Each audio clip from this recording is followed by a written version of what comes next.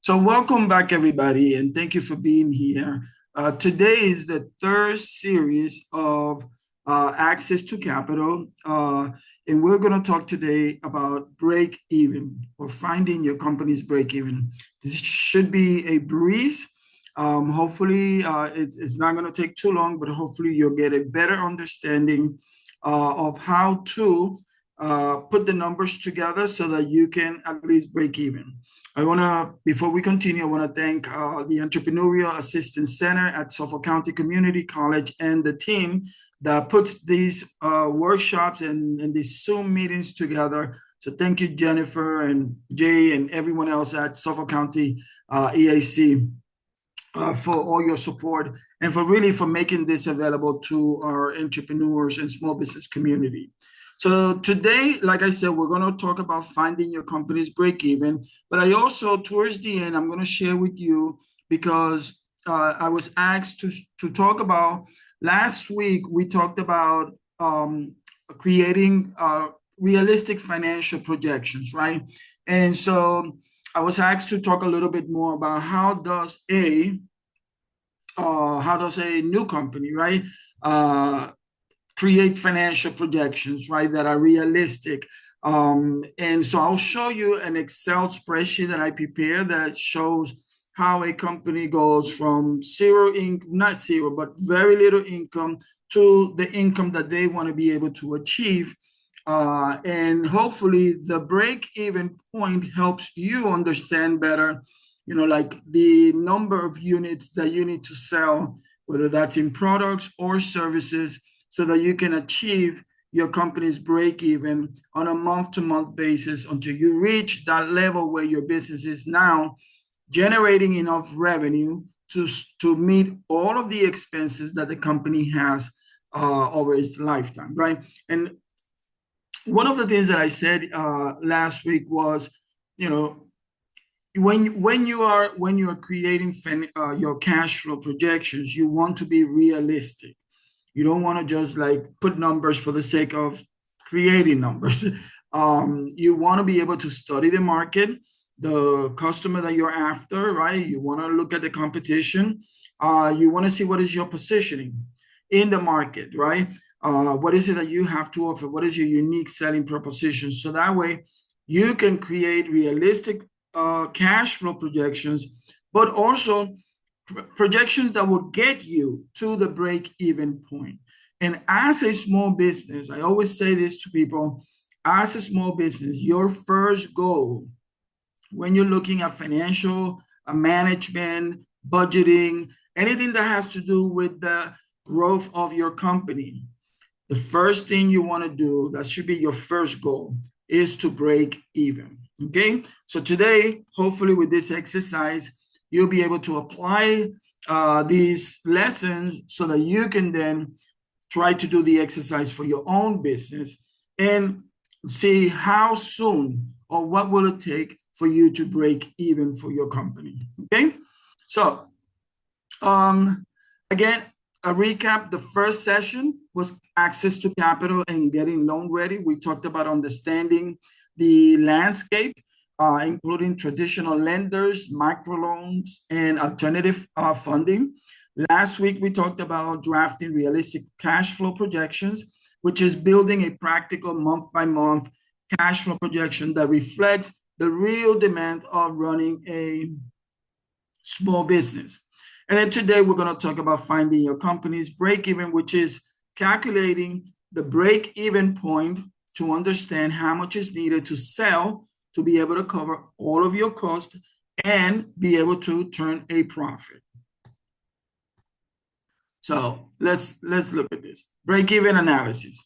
So break-even is a way to identify the minimum level of sales in units and dollars that is required to cover all of your budgeted expenses. In other words, your break-even point, your business break-even point, is the volume of sales at which revenues and expenses are equal.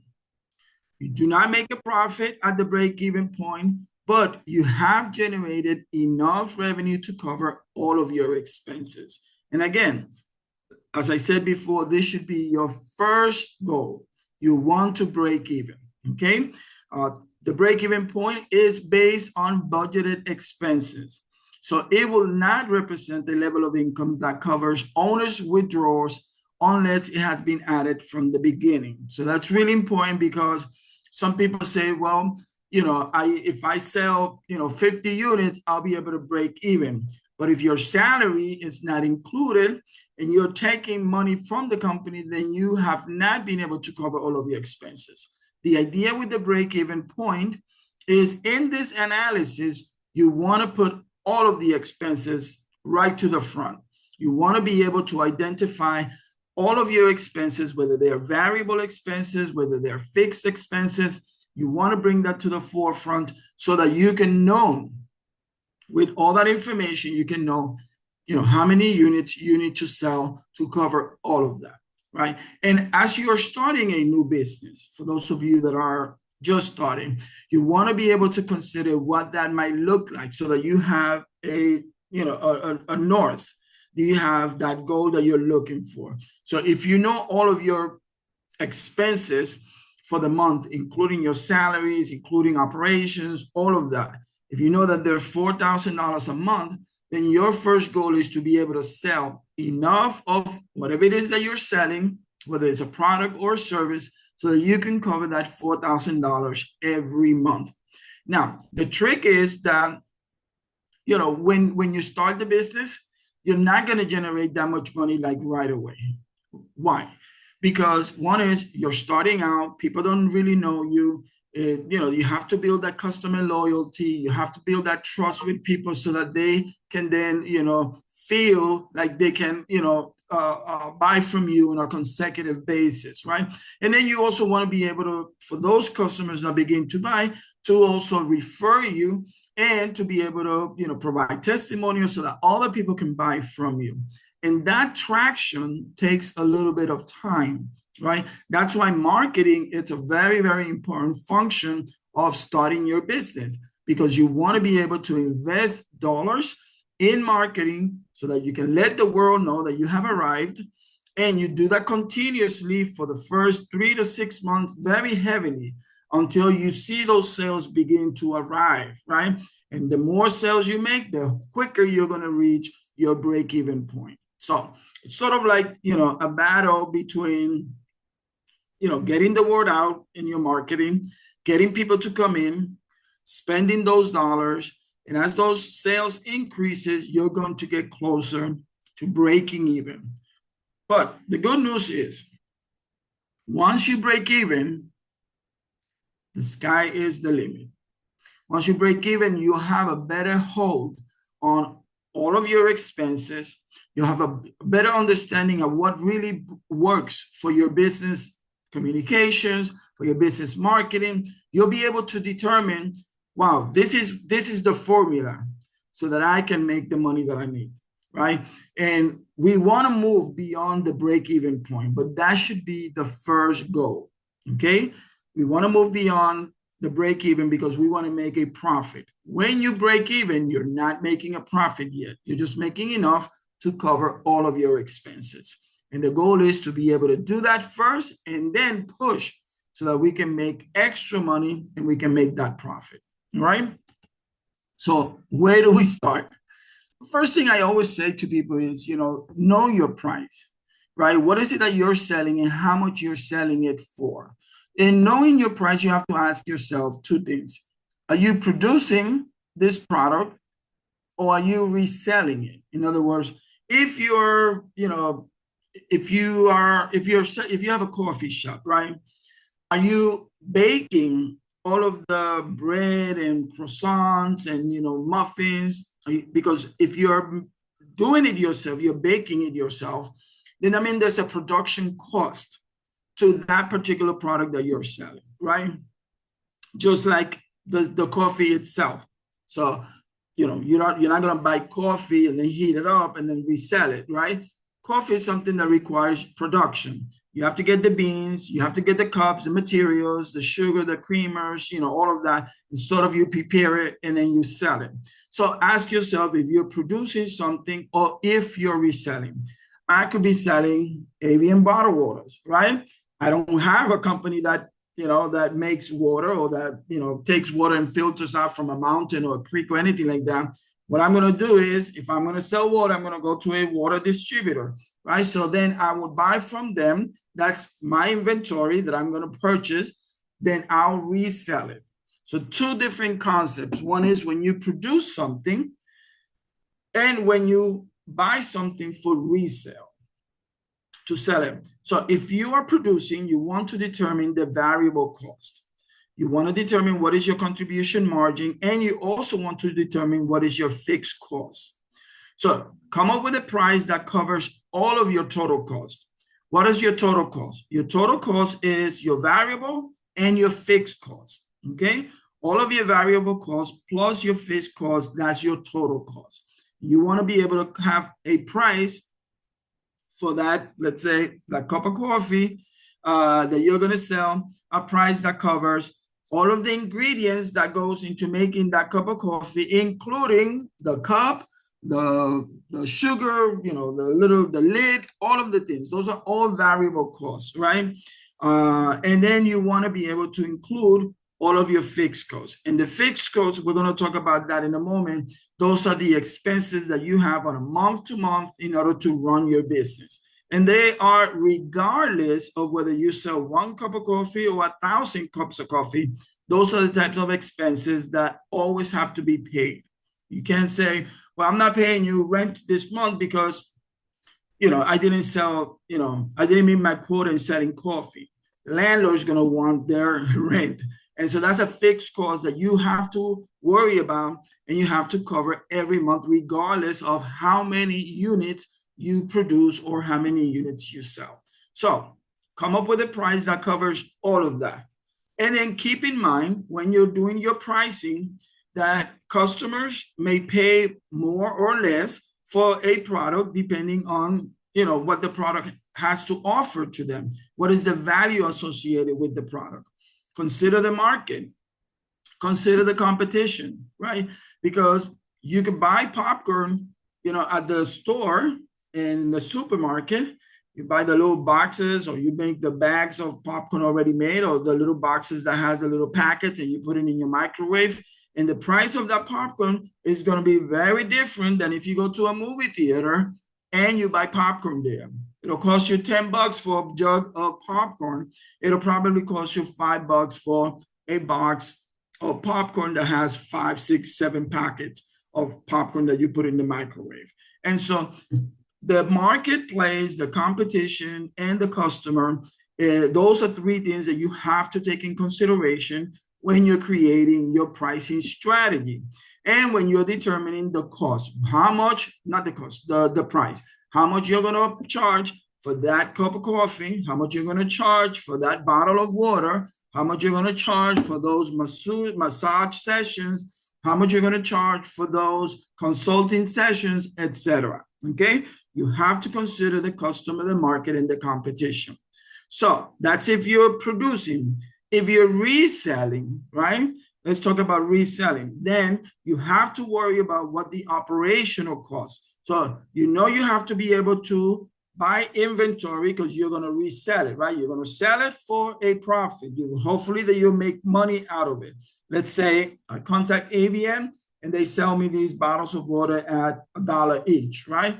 I'm not going to sell them for $1. I'm going to sell them probably for like $5. Why? Because AVN is a premium product. The brand itself is a premium product. And so when I'm going to put this in my store, I'm going to take in consideration that the product that I'm selling may have a premium or a value in the customer's mind that is perceived to be higher. And therefore, the price of that bottle of water is going to be much higher than if I buy a regular spring water. Okay? So know also when you're doing your operational expenses, know the customer, know the market, know the competition. Either way, whether you're producing or reselling, those are the 3 things that always have to be kept top of mind, all right?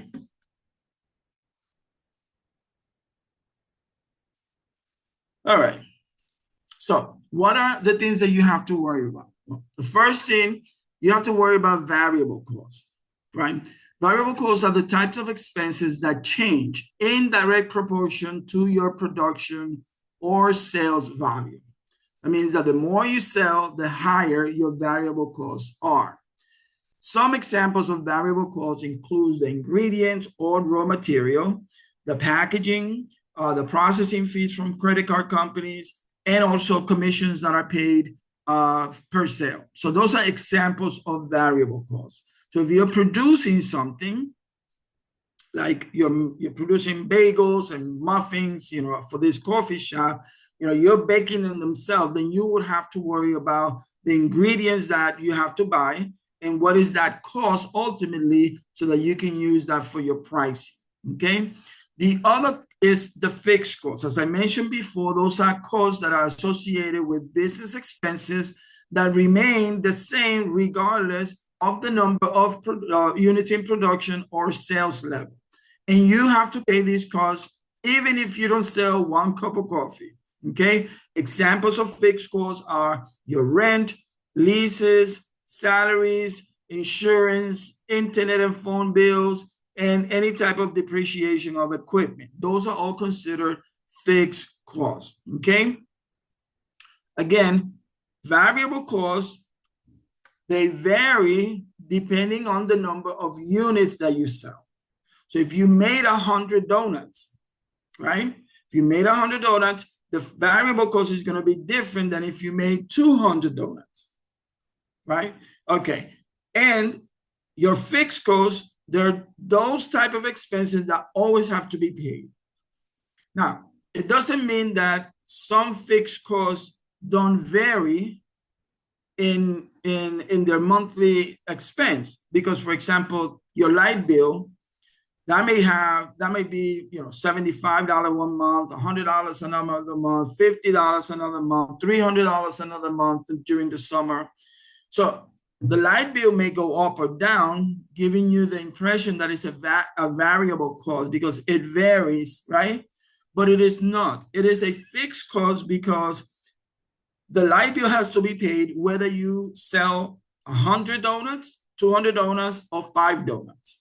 Okay, so anything that has to be paid, regardless of the production, regardless of what you have to sell, whether you're reselling or producing, anything that has to be paid, that's your responsibility. That's considered a fixed cost. Okay, so just want to make sure that everybody understands the difference between variable and fixed costs, because this is important for you to be able to determine your break-even point. The other thing that you need to know is that when you know the price and you know the variable cost, then you can come up with what is called the contribution margin. And the contribution margin is basically the money that is left from each sale, and that money is going to be used to cover the fixed expenses. So again, is the money that is left from each sale after you cover the variable cost, and that money is what is going to contribute. That is why it's called contribution margin, because that money contributes, that amount contributes towards fixed costs. Okay, so the formula here is very easy to remember. Is your contribution margin is your selling price minus your variable cost. So let's say that your selling price for this cup of coffee is $5, but the variable cost, in other words, the cup, the coffee, the milk, everything that you put in that cup so that the customer enjoys it later. Let's say that that variable cost is $1.50. Then that means that your contribution margin, what you have left from the $5 after you cover your variable of $1.50, is $3.50. Okay, so an example here: if you sell a product for $30 and it costs you $10, then your contribution margin is $20. So variable costs, those are the costs that are associated with production. Fixed costs are costs or expenses associated with operations, the operation of the business. Contribution margin is what is left between the price and the variable. Okay? Any questions before I move forward? Just want to make sure that everybody understands this part here. Any questions?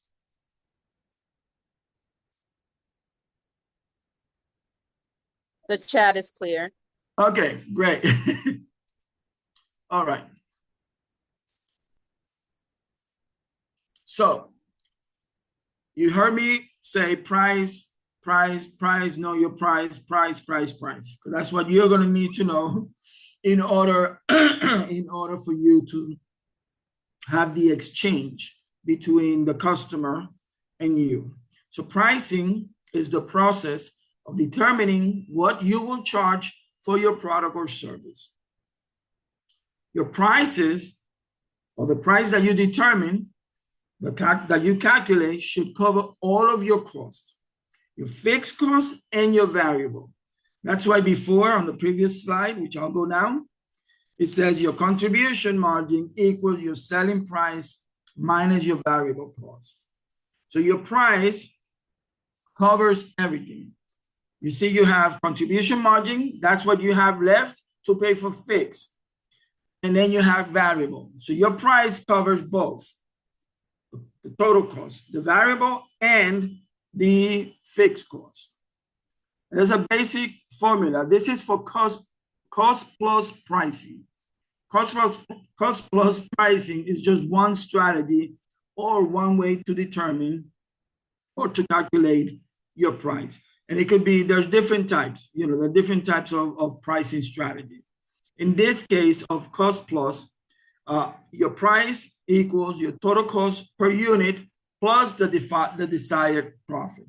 So if your total cost per unit is $25 and you want 20% profit, then your price is going to be 25 is your cost, 20% is $5. Your final price will be $30.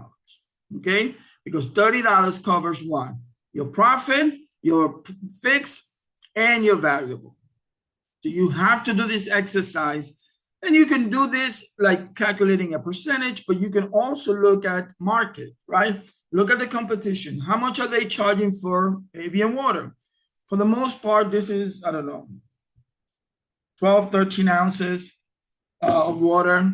Avian was $5-6 for avian, right? So you can say, okay, so I'm going to price my bottles of water that I'm selling, the brand avian, I'm going to sell it for $5 or $6 because that's what the competition is charging, right? So you can use the competitive pricing, you can use the competitor's pricing to calculate your own pricing.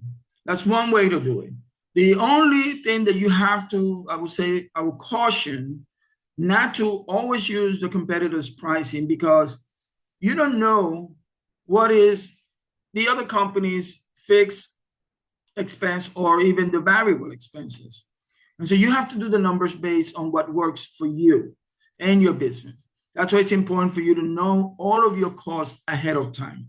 You want to be able to determine how much you're going to spend in the business operationally to keep the doors open, things that you have to pay, like utilities, rent,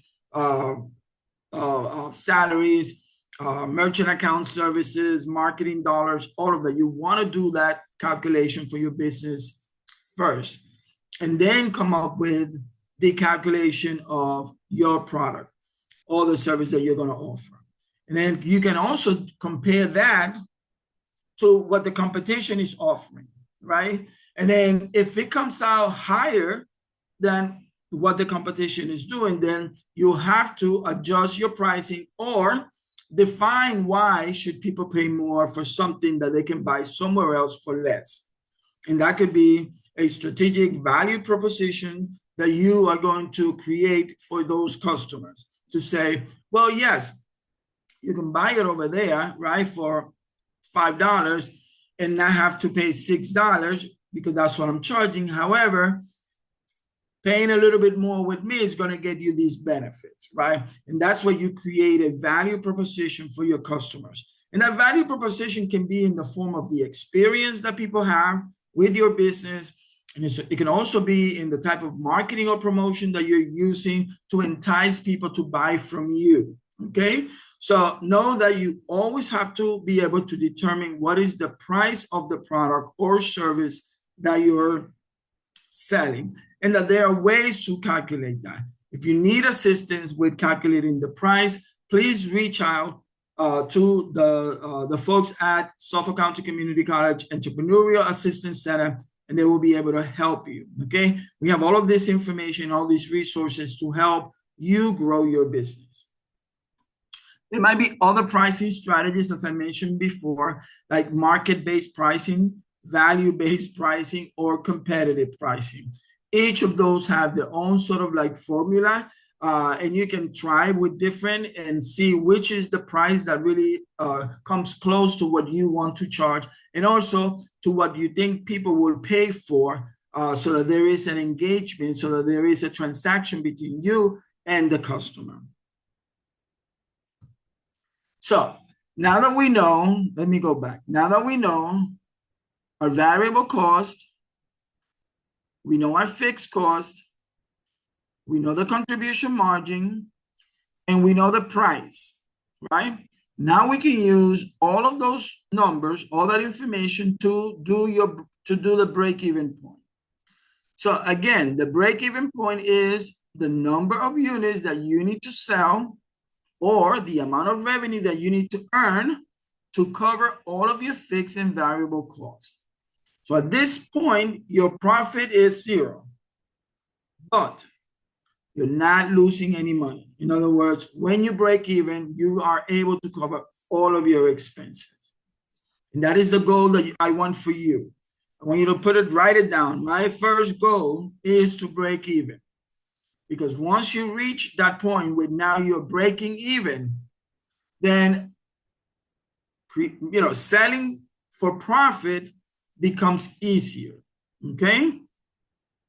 The formula in units is your break even equals your total fixed cost divided by the contribution margin. So if your fixed costs are $2,000 and your contribution margin is $20, then your break-even would be 100 units. 2,000 divided by 20 equals 100. Okay, so you'll need to sell 100 units to cover all of your costs. So what happens when you sell 100 units at $200? I'm sorry, at $20. 100 units times $20. Then that gives you the total sales revenue. Do a quick calculation. I'm going to cheat with my computer, my calculator. So 100 units times $20 is $2,000, right? And that basically covers all of your contribution, all of your fixed expenses. So your total, that's the money that you have left, but you're selling at $30. Remember the previous example here, $30. Okay, so if you're selling at 30 and you have to sell 100 units, then you have $3,000 in sales, of which $2,000 will cover all of your fixed costs. Okay, that extra $1,000 is going to cover what? Your variable cost. All right. So does everybody understand this? Any questions? Nothing in the chat. Nothing in the chat. Okay. Um, Yes, go ahead. okay, so if I understand what you said, it's like at the beginning he would like to make a profit from 20%, right? Uh-huh. Contribution margin. And in the first example I saw, if that person that sells something would like to make the 20%, that person have to sell the product $30, $30, right? Right. I'm gonna open an Excel. Hold on a second. Give me 1 second. I'll open an Excel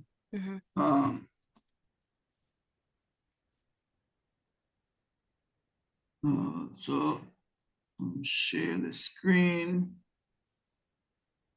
Let me see. Can you see the Excel? Yes, I see. Okay. So let's say that your price, the price is, the example there was 25, no, it was $30 because the total cost was $25, and then the percentage of profit that in that example was 20, right? So we'll take the 25 times 20, and that gives you $5, right? So now your selling price is 30, which is the sum of those two, your total cost and your profit, okay? And that profit is that 20%, okay? So $5 represent 20% of 25. Yeah. That is how you want to calculate it. So now let's say that your expenses for the month, are $2,000, right? So what you're going to do is you're going to find your contribution margin. The contribution margin,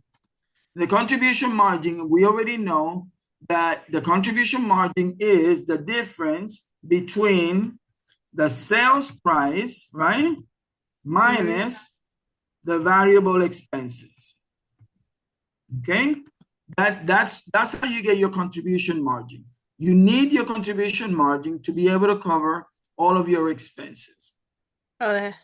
So how do you find your contribution margin? Your contribution margin is sales price minus variable. Your sales price is here, $30, right? So let's use that again. Sales price, $30. What are your variable? Do we know what the variable expenses are just given this information here? We don't. Yes. We don't know. Because what we know is that we use a cost plus, right? We use a cost plus strategy to determine that we wanted to get 20%, right? We wanted to get 20% of whatever the total cost of the product, so that we can then come up with a price. So let's say that we have done the calculation, and let's say that the variable cost is $15. So then our contribution margin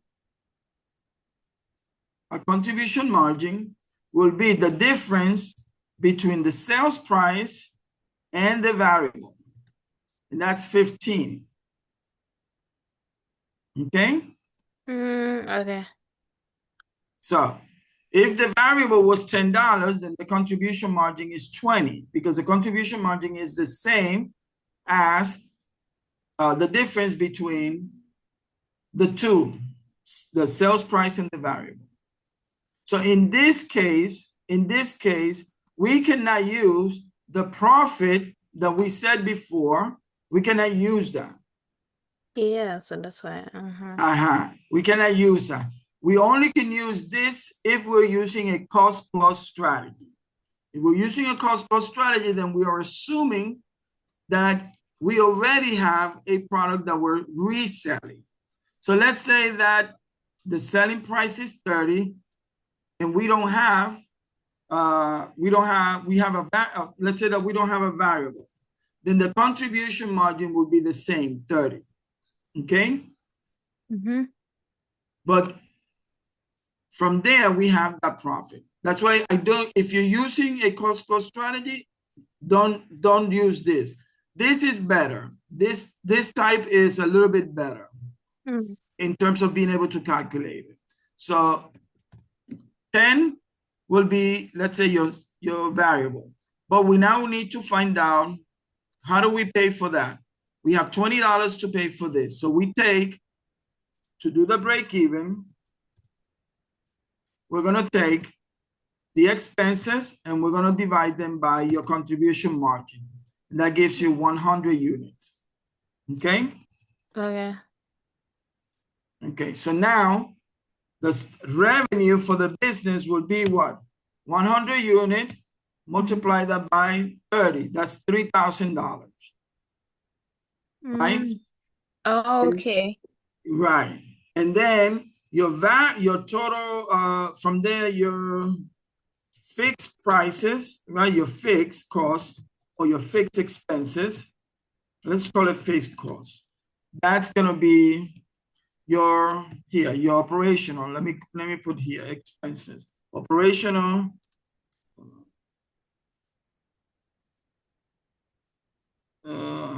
Operational expenses, which is the same as your fixed costs in this case. Okay.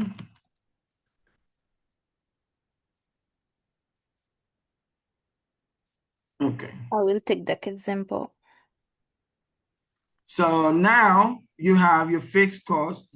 So now if your variable is $10 per unit, then your your total variable cost will be 100 units times $10. You see? So your variable plus your fixed, that's 3,000 equals your revenue. Okay. Okay? Okay. I will stick with doing this type of analysis because the cost plus strategy, it's kind of like an easy way. It's an easy way out. You don't really get to do the calculation to really know what, like what is the level of expenses that you have to calculate, that you have to prepare for, right? Yes. All right, so let's go back to the presentation here. Okay, so let's do a quick practice. Let's say that you make canvas tote bags, and your competitor, you're going to use the competitors as a benchmark, right, to determine your price. So your competitor sells similar bags between $8 and $11. So you don't want to sell them at 8 because you think that's too low. You don't want to sell at 11 because you think that's too high. You say, okay, I'm going to go somewhere in the middle. I'm going to sell them at $10 each. So what you have to figure out is how many of these bags you need to sell to be able to cover all of your fixed and all of your variable expenses and therefore break even. Okay? So let's say that your materials, your expenses are the following. Raw materials, $3 a bag. The rent is $800 a month. The hourly labor is $1 per bag. Your commission is 10%, which is $1 per bag. The telephone is $100 a month. Your insurance is $50 a month. Your shipping is 50 cents per bag. Your bookkeeping is $100 per month, and your loan payment is $300 a month. Let's say that these are all of the expenses that your business has. Okay? This is a hypothetical. You have a price, which is $10. You have all your expenses listed in front of you. So now we need to calculate what? What are the variable expenses and what are the fixed expenses so that we could come up with a number that tells us how many bags do we need to sell every month to cover those expenses. So you want to do, the first thing you want to do is you want to sort the expenses into variable and fixed. Excuse me.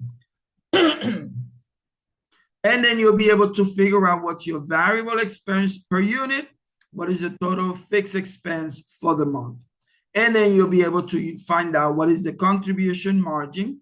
And with that number, you'll be able to determine how many units you need to sell. So let's sort the expenses. We know that anything that says per bag is a variable cost. Why? Because that is, when you see it per bag or per unit, it means that it's associated with a production cost, right?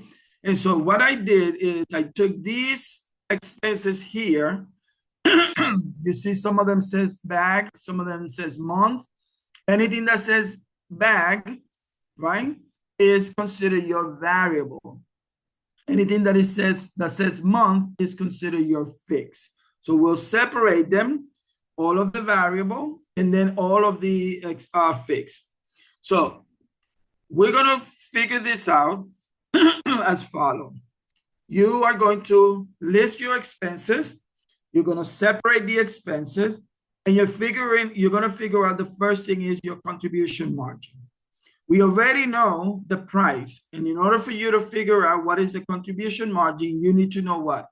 The price and the variable.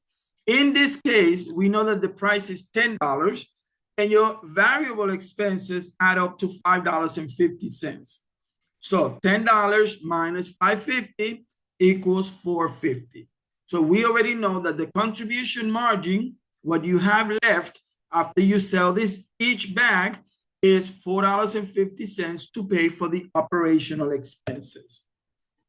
So again, the contribution margin is the price less the variable expenses. On the other side, you have your total fixed expenses for the month. You have your rent, insurance, telephone, bookkeeping, and you have that business loan. All of your fixed expenses add up to $1,350. Okay, $1,350. So now, what you're going to do is figure out how many units you need to sell to pay for all of your expenses. We already know the price. We already know the contribution margin. So we're going to take the total fixed price, the total fixed expenses, which is $1,350. We're going to divide them by the contribution margin, which is $4.50. And that gives us a number. And that number is 300. So if you sell 300 bags at $10 a month, you'll be able to cover all of your expenses, both the variable and the fixed. Okay? So this is, I put it in this sort of like chart so you can see it better. Your sales price is $10 for each tote bag. Your variable expense, your variable cost, which is also known, by the way, as your cost of goods sold. That's $5.50. Your contribution margin is $4.50. So that's 10 minus 550 equals 450. Your fixed expenses are, that's your rent, your utilities, all of that, right? And I put in parentheses CODB. That means cost of doing business. You have your cost of goods sold and you have your cost of doing business. That's 1,350. You already know that the contribution margin is $4.50. So we're going to divide that by 450, and that we get, we get 300 units.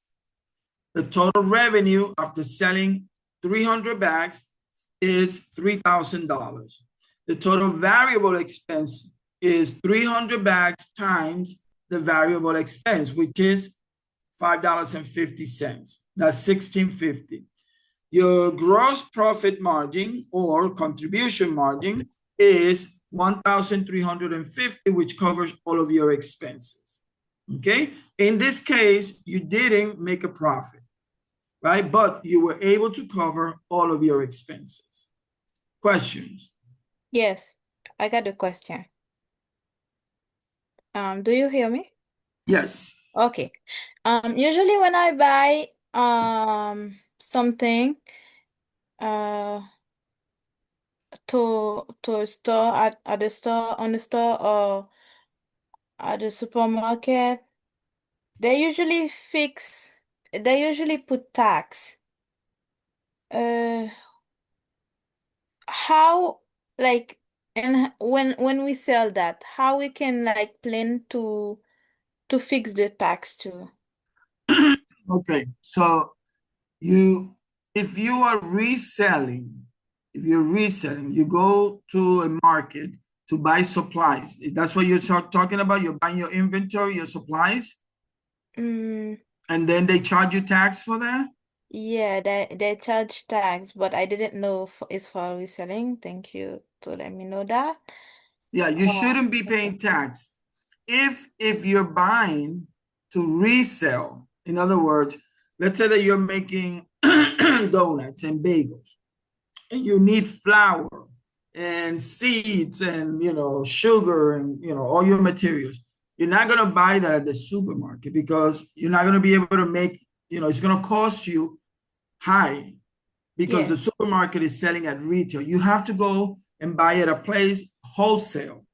When you go buy at a wholesaler, like a restaurant depot or something like that, right? When you go buy at a wholesaler, you have to take your sales tax certificate. So that way they don't charge you any tax. And all you're doing is paying for and the supplies that you need. And you don't have to worry about, where am I going to cover the cost of taxes that I pay for these supplies, because you shouldn't be paying taxes. Mm, Yeah. maybe I miss it. Maybe I miss explain myself. Okay. Okay. I'm a cashier at a supermarket, and usually when customer come to my register to buy food or other thing, I can see on the screen, um, on the part of tax, there is like an amount.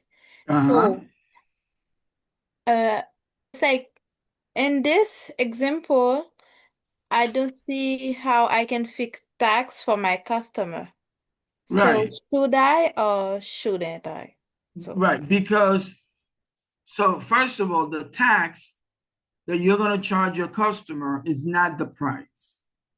The price is what it costs the customer to buy something you have to sell. You buy a okay. bottle of water, the customer pays for the bottle of water $5. But if you have to charge tax because it's required that you charge tax for certain transactions, then the customer will have to pay that. That's not your money, it doesn't go into your calculation, but you have to collect it because that is the state's and the government's tax on certain goods or services have to be taxed. So you're not going to put it as part of the price. So let's say that the tax is 85 cents, right? You're not going to put the price 10.85 because it's $10. The 85 cents is your tax. That's you're going to charge separate, and the customer has to pay for it. That they're not paying you tax, they're paying the government the tax, but you're collecting it because you're the one with the business, and then you take that money and you send it back to the state to let the state know and the government, hey, I sold X amount of units. I sold all of this stuff and I collected this tax from the customers. Here's the money that they gave me for those purchases. So the Oh, tax is not in the price that you have to use for calculation. That's just a standard that is a standard fee that is levied by the government, and it varies from state to state, and it also varies from product to product in terms of whether you are going to charge tax for some things or not. okay. Thank you. You're welcome. I'm sorry, I misunderstood your question when you first. Can you repeat, please? What is it? I said I apologize that I misunderstood your question when you first presented. No worries. I think it was my fault. It was my bad. No Thank worries. you. Any other questions from anybody else? Do we understand where we are in terms of how did we arrived at the how we arrived at the calculation? So you have your price, you have your variable expenses, you have your fixed expenses, you have your contribution margin, and then you use that information to calculate the units that you need to sell.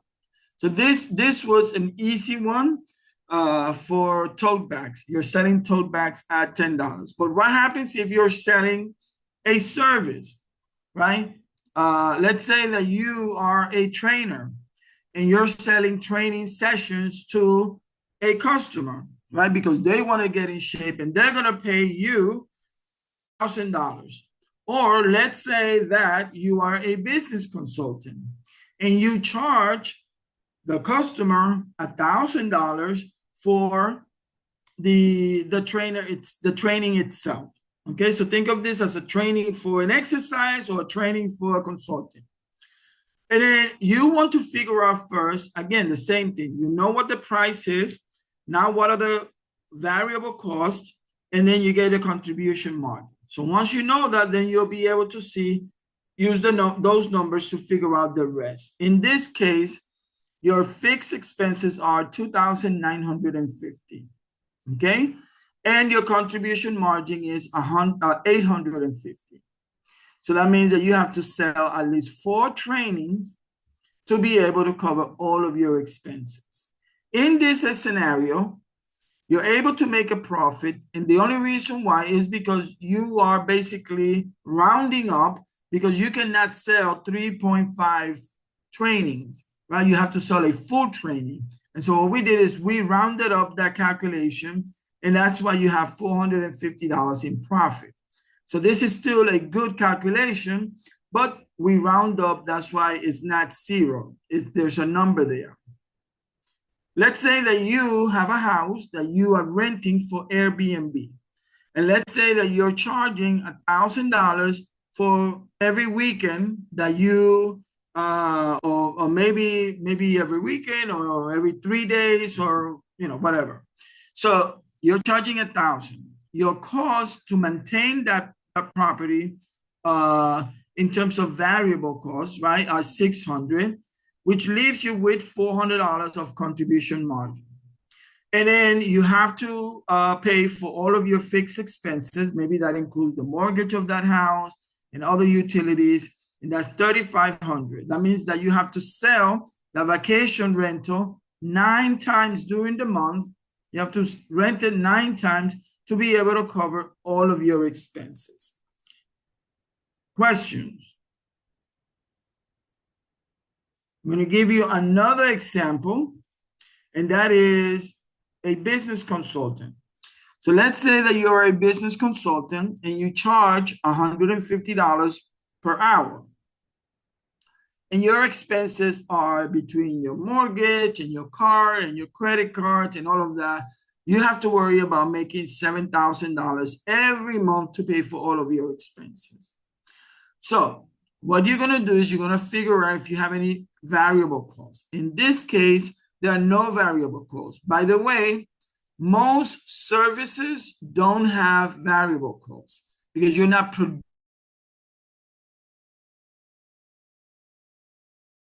or resell it, right? So there's a cost to that. But in services, sometimes, for the most part, there are no variable costs. So if there's no variable cost, that means that you can go ahead and use the full amount as your contribution margin. And in this case, you're going to divide 7,000 by the hourly rate, and that tells you that you need to sell 47 units of business consulting, 47 hours, right?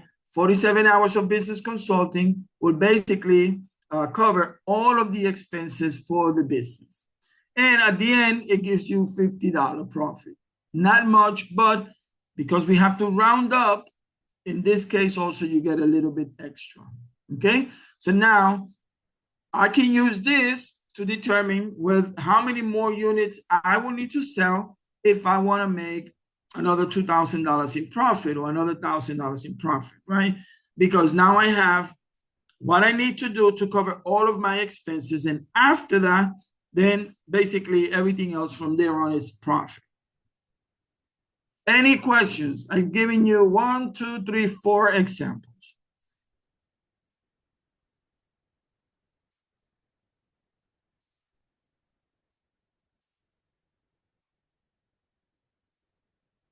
Okay, no question. That's a good thing. I have a question. So, Yes. so the formula for a service would look like what? So I wouldn't use the variable. Well, That's a good question, Starella. So most services don't have variable expenses because you're providing something, you're not creating something like producing something, right? But there are some services that you have to incur some expenses because let's say in the where is it? Here in the training, you are providing a special training for a client. For that client, right, you may have to spend $150 for that training that you're going to do. And that $150 covers maybe coffee, donuts, supplies, notepads, pens, things that you're going to use in that training. So in that particular case, your variable cost will be what you have to spend to produce that training. Again, usually the variable costs are either non-existent or very small when it comes to services, okay? And it also depends on what type of service you are providing. You have to determine that. You have to determine, okay, what is it that I'm providing? And then what is it that I am doing in particular for this session or this client that I have to spend extra money. Go ahead, Stella. Okay, so I do makeup. So the makeup that I buy in order to do makeup for women, that would be considered variable costs? It depends. If you are doing makeup and for every client you're buying a new set, right, of makeup because let's say that I hire you and you're going to do my makeup and my wife's makeup for the wedding. And then I want new products. I don't want you to put on me what you put on somebody else, right? So in that case, you're going to say, okay, Mr. Santos, the makeup is going to cost you, this much. And then you're going to buy new products and you're going to use those new products for this session of makeup for my wife and I for our wedding, okay? So if that's the case, then the makeup that you buy for that session for us is considered a variable cost. Now, if you just buy supplies of makeup to have enough makeup for every session that you do because you're using the makeup, what you're changing is the brushes or, the little swabs or, anything else. But basically you buy in large quantities and you use the same makeup, right? Maybe different variations or shades or colors, whatever it is, right? But you're not buying a particular case of makeup for that one client. You're using your existing makeup to do all of that. Then that becomes a part of your fixed expenses because you have to buy makeup to do your job, right? But the difference is if the customer requests, you know what, I don't want you to use that makeup because you've used it with other people. I want you to buy a whole brand new set of makeup to treat me, and you're going to have this consultation, and I'm going to tell you what I want. You're going to buy that specifically for me, then that would be a variable cost. If you're using your regular makeup for everybody, and I happen to be one of those because I didn't request anything in particular, then that becomes part of your monthly supplies expenses. Does that make sense? Yes, it does. Thank you. How do you do it? Tell me. So I usually just buy the supplies for everyone. Okay. Yeah, I buy the supplies so that I have enough to do Okay. everyone's faces. Has there been an occasion where a customer tells you, I want this in particular, and you have to buy that for that customer? No, I haven't had that scenario yet. Okay. So whenever you do, keep in mind that if it's something in particular for that one client, right, which is sort of like the anomaly for you because you're using for everybody the same, but if a customer asks for a particular thing for that particular job, then you would have incurred a variable cost for that session. And of course, you have to charge for it, right? Because you already have your makeup. So Santos is now asking you to buy something different or something new, or he wants his own thing, then you're going to charge Santos for that extra amount of makeup or whatever it is that you had to buy for his session. So in that case, it's a customized session. It's a little bit more special for them. So then you will charge a premium price, basically, because you're doing something sort of like out of the norm. Okay, great. Thank you so much. Yep, you're welcome. All right, so I gave you 4 examples, and hopefully you understood. Know your price, know your variable expenses, if any, calculate your contribution margin, then calculate your break even. That tells you how many units you need to sell to be able to cover all of your expenses. And then you kind of do a reality check. The reality check is, can you sell enough units or earn enough dollars in services sales to break even? So the question here is, so we were selling tote bags at $10. And then we did the calculation and we realized we have to sell 300 of these tote bags every month to cover all of our expenses. Will I be able to sell 300 bags? That's the question, right? Can I sell it? If I'm not able to sell the 300, because I look at my time, I look at whether I'm doing this full time, whether I'm doing this part time, you know, if I realize that I'm not able to sell 300 bags in 1 month, and I need to know that beforehand, you cannot you cannot just wait until you go out for 3 months, you know, no, you have to know that from the get-go, based on what? The time that you're investing in your business, where you're going to be selling your product or services, and then you're just going to have a basic question. Can I sell 300, right? If I'm open 5 days a week, how many bags will that mean for me every day? If I'm only working Saturdays and Sundays, that's 8 days during the month. Will I be able to sell 300 bags in 8 days during the month? So if you're not able, then you have to revise your budget. And then you have to identify a more realistic break-even point. And that means that maybe you have to increase the price, right? Because you make more, which means that you're able to have more in terms of your contribution margin. So you can pay for the rest. And that means that you sell less units. But you have to be able to make that, you know, sort of like analysis and ask yourself, you know, can I make this break-even point a reality, right? Or do I have to increase my price point, or do I have to reduce some of the expenses that I have, right? And that is it for now. But I do want to, I wanted to sort of like cover something in terms of the sales cash flow projection before we leave. I do want to let you know that the next session and the last session of this, understanding, you know, access to capital and being able to, you know, really package yourself well by creating realistic cash flow projection, understanding your break-even point, and knowing the different types of loans and financing options. The next session is going to finish this up. That's on June 26th. And that's where we're going to talk about different types of funding and investments, okay, for your small business. Any questions in regards to the break-even before we move on to the last part? No? Okay.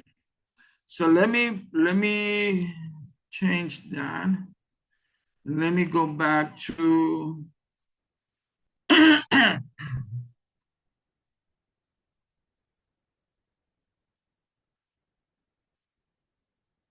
where is my screen? Share. Here it is. I want to go back to this.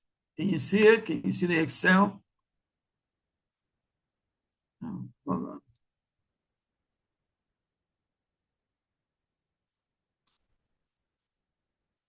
Can you see the Excel now? Yes? No. Yes. Yes. Okay. Okay. So last week we talked about creating realistic cash flow projection. And when you're creating cash flow projections, then you have to figure out, what are your expenses, right? You have to go through these budgets and ask these questions, and then you'll be able to say, okay, based on my expenses, based on my marketing, I'm going to, my goal is to generate, 50, 60, 80, 100, whatever it is, $1,000 in sales. You have to determine that for your business, and that number is different for everybody. But you know this, that you're not, if your expenses are $4,000 a month, it doesn't mean that the first time that you open your business, boom, you're going to generate $4,000. And what you need to do is be able to calculate growth into your sales projections, okay? So that it shows that you're going to reach, at some point, you're going to reach profitability. In this case, we're starting out with revenue of $900 a month. So I want you to focus on the inflow here. Let me highlight that. $900 a month in the month of July. And that is going to grow.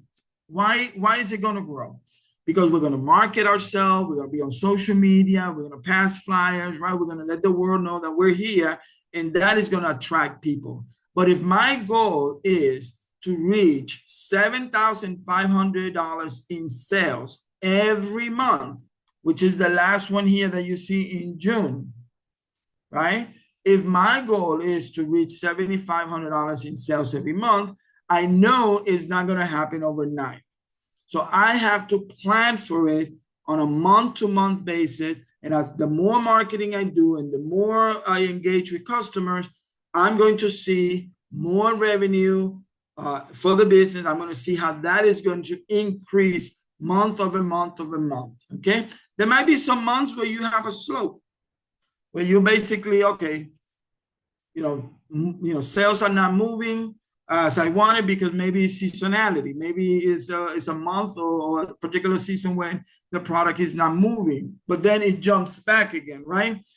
So you have to calculate this, and you have to know what your expenses are. So in here, I'm going to highlight your expenses, okay? So we start in July with $900 in income from two sources of revenue. And then we have $2,900 in expenses, okay? And that basically is telling us that we're not making enough money, right? In fact, if you look at the last line, it gives you a negative 2,037, right? And that's why it's important for you to have cash reserves before you start the business, okay?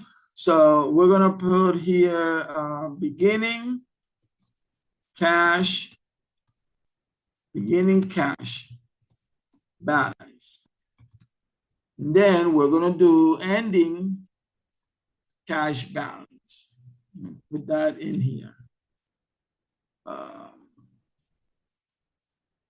Ending cash balance. Okay. And I'm gonna assume that because we want to reach 7,500, this is here the ideal situation. I'm gonna highlight that in orange. This is the ideal situation. We want to be able to do $7,500 a month, right? We know it's going to take us some time to get there. So because we know that we need to have enough cushion to be able to survive during the first few months of the business, then what I'm going to suggest is to have at minimum 3 months of your total expenses, right? You want to reach here, you want to have 3 months of your total expenses. So in this case, we've done all our expenses. Here they are.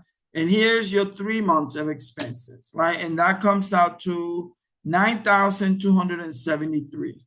So let's say that we started out with $10,000.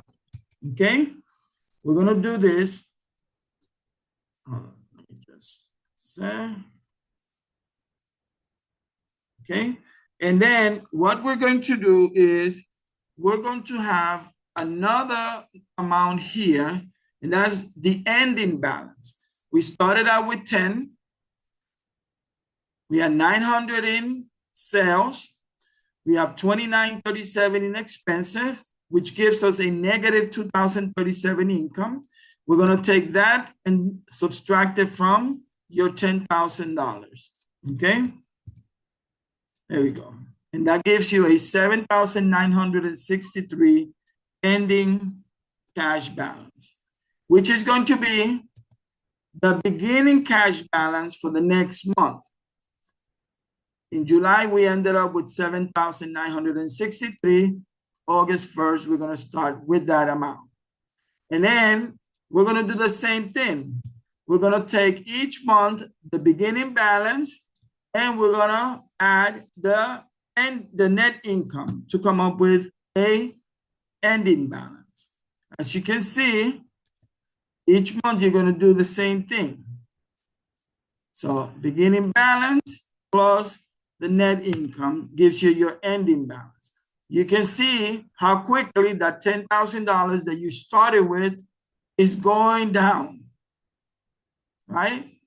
That's why it's important to have enough capital at the beginning of the business so that you can survive.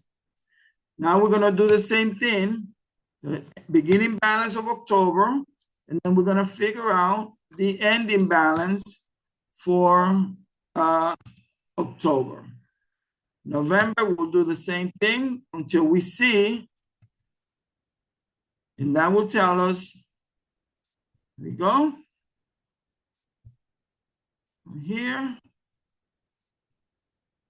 when do we stop losing money, basically? Because this is, we're losing money. In other words, we're not making any profit. We're not breaking even yet because we're still bleeding from the cash that we started with, okay? And that's really important for you to know. Let's see, this plus this, okay? And then we go to the next month and you'll see when you stop bleeding. Here we go. Month 1, 2, 3, 4, 5, 6, 7, 8. So in month 8, we reach the point where now our sales are enough, right? Our sales are enough to cover for our expenses. And you can say we're breaking even here. This is the month that we're breaking even, because now all of our sales have reached a point that pays all of the expenses. We made $4,300 in sales, and we had $4,059 in expenses, which left us with $241. That's the first month that we actually made a profit. Okay? So again, this is month 1, 2, 3, let me see, 7, oops, sorry. There we go. We did it in month 8. All right, so that's our month where we break even. Any questions? As you can see, we didn't start with, I want to make $7,500 a month. Therefore, first month, I'm going to make $7,500. We started with a more realistic approach, thinking, okay, we have sales, but we need to do more marketing. We need to gain more market share with the customers. We need to gain their trust, right? But you see every month is an increase in your revenue, okay? And your expenses also increase, by the way. Look at the expenses, 29, 31, 32, 33, 35, 38. They're increasing. And the reason why they're increasing is because of this, your cost of goods sold. In this case, we're seeing 30%, right? That could be your inventory. The more you sell, the more you have to pay in inventory, obviously, right? So the more bottles of water you sell, the higher that number for inventory is going to be. So Keep that in mind. Okay, so what I did is I used a 30%. As you can see from the formula here, that would be 30% of this income. So I had $900 in sales. 30% of that is 270. I have $1,400 in sales. 30% of that is 420, and so on and so forth.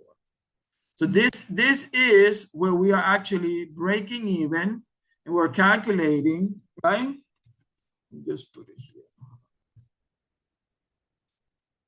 Break even point. Any questions?